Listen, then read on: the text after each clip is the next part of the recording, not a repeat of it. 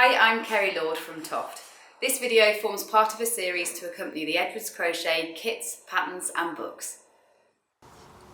In this video, I'm going to show you how to split stitches into even number of rounds. So you'll be using these in quite a few of the slightly more advanced patterns. So definitely on all the bird's feet, at some point you'll have to split to work the toes off.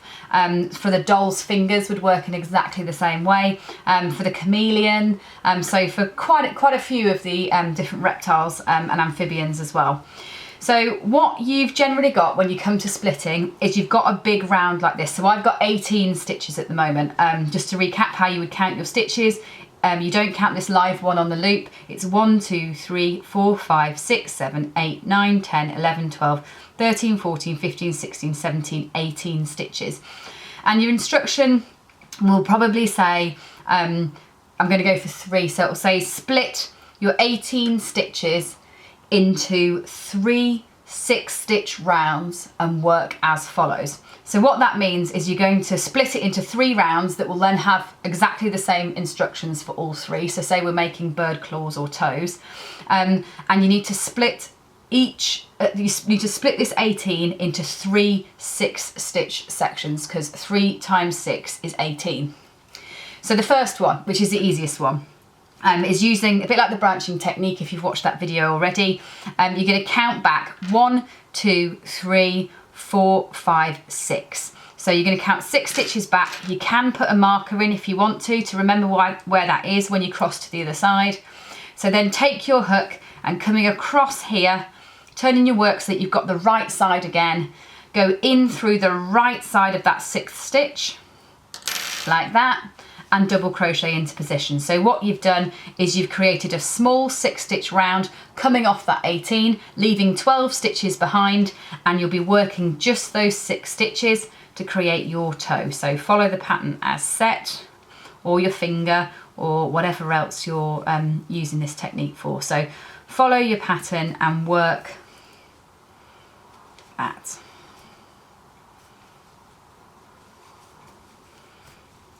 There we go. So once you've completed that part of the pattern, you need to cut this yarn off, and then we're going to be rejoining the main stem again. So secure that off. There we go. And leave you don't need to leave an excessively long length on there, but leave a little bit of length on, because you're going to need to sew that end back in to neaten that up afterwards. You can't just snip that yarn off, you'll need to secure those in. So what we're going to do next is we've now got 12 stitches left, so we need to split it into 2 more 6s.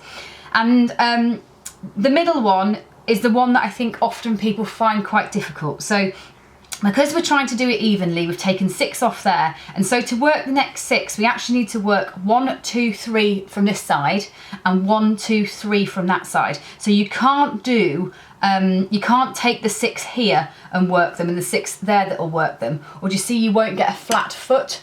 What we're aiming to get is 6 there and 6 there, so that it's a flat foot. So rejoin your yarn.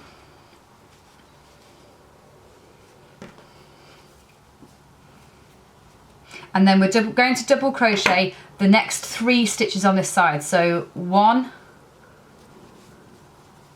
2, 3, and then turn your work and double crochet the 3 on this side. So 1, 2, 3. You can tuck in your ends if you want to, or leave them out if you want to sew them in to get a really neat finish. So 1, 2, 3, 4, 5, 6. Then you're going to double crochet into this first one over here. So 1, 2, 3, 4, 5, 6, and you'll just be following whatever pattern you were following before to do the claw or finger. So you follow exactly the same pattern working on those next 6 stitches. Then when you've completed that bit, again you'll be snipping it off in exactly the same way that we were before. So break the yarn again, And then you've got 6 stitches left, which are here, your final 6. You're doing 6, 6, and your final 6, you'll rejoin your yarn. And then work your 1, 2, 3, and you've got them in a row again here because you're going round the end. 4, 5, and 6th, and that's when you'll then be turning across to the other side and continuing to work those 6 stitches. So it really, so long as you've got the right number of stitches when you start, it shouldn't be difficult. It's just remembering the fact that when you're splitting those middle ones, that you need to work to both sides of them to get it to lie flat. So remember that if it's 6 you're doing, you'd be taking 3 off one side and 3 off the other side, rather than working 6 in a row. There we go. So you'd be following exactly the same pattern as you were before on that 3rd piece, unless it states otherwise, of course. And that's how you manage to take an 18 stitch round and split it into 3 even 6 stitch rounds.